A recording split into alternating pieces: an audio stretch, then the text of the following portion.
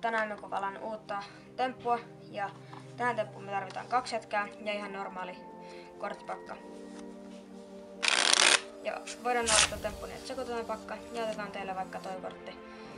Ja mä en itse katso sitä, te vaan näette sen.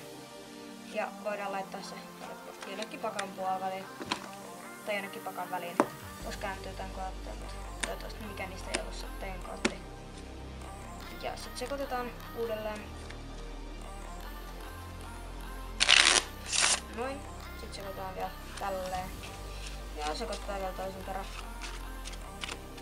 Sitten kun mulla on tässä nämä 2 jätkää, niin mulla on tässä siis ristijätkä ja patajätkä.